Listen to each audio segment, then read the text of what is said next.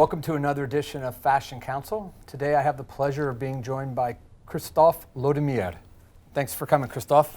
Thank you, Tony, for this invitation. Christophe, why don't you walk the audience through how to actually make a fragrance? How's a scent made? So the first thing you need, like anything else, I would say, and I'm sure it's the same in fashion, you need an inspiration. You need a driver through the whole project. And the inspiration in fragrances, it can be a landscape, but it can be an event, it can be a personality, and sometimes it can be an ingredient itself. And then, of course, you have all the ingredients that we have, which I call the piano. So on the piano, you have exactly 88 keys. In our fragrance piano, fragrance organ, we have more than 1,000 keys. And so then you adjust all these notes, we call them notes like in music, to create a little melody, a little poem.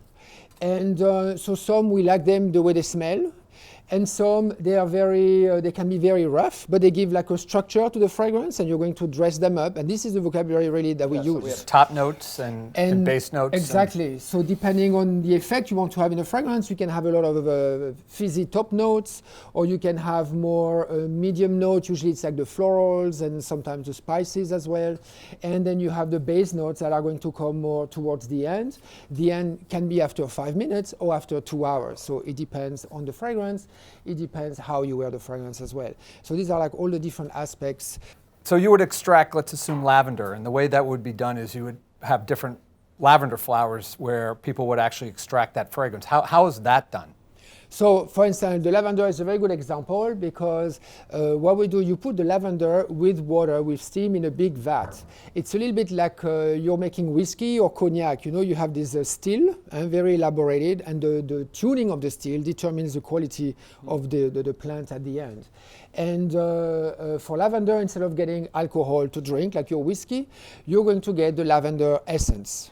And this is what we use in perfumery. And then you can do that. Anything that is called oil or essence is made with a still, except the citrus notes that you just squeeze the skin and then it comes out. So what's interesting is you could have different perfumers or extractors that have very different fragrances of lavender based on their technique. Yes, so based on the technique, we also have different varieties of lavender. The lavender that grows at the seaside is a certain species.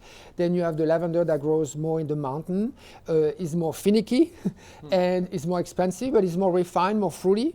That's another kind of lavender, that we call it the fine lavender.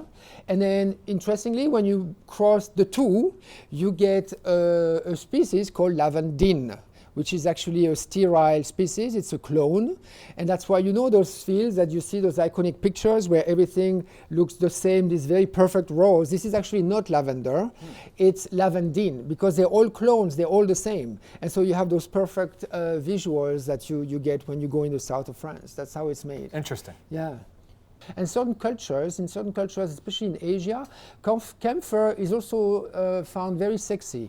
And for instance, women in Japan, they carry a little sachet of camphor right here in their cleavage, in their kimono. It's very interesting how the same smell is seen in a very different way. Yeah.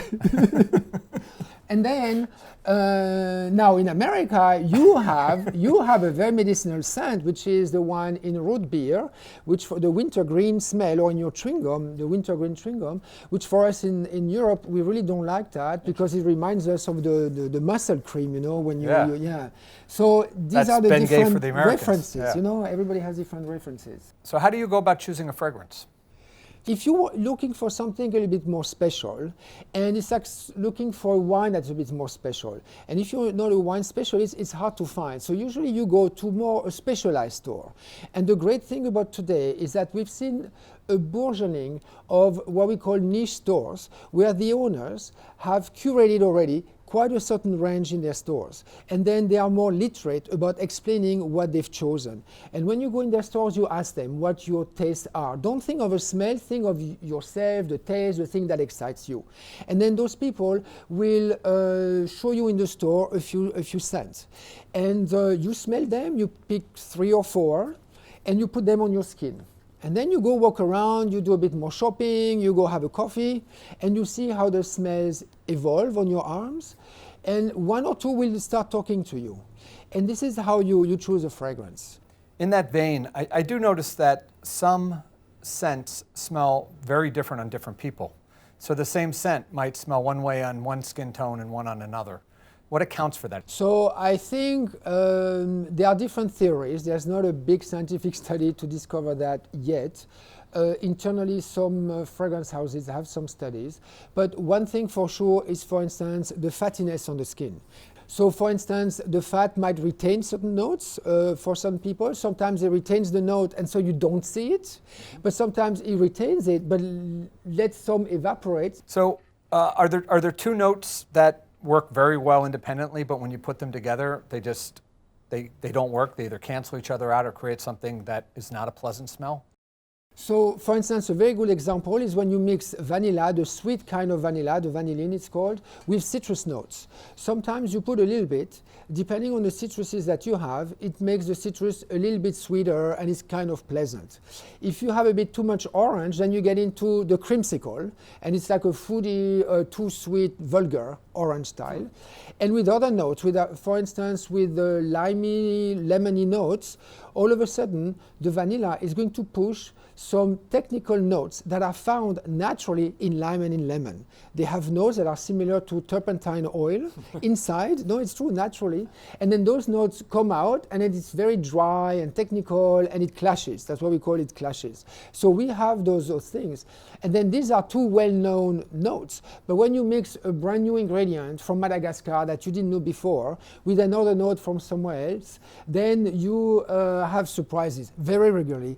You have surprises, and many times it doesn't smell right or nice, and it goes in the garbage.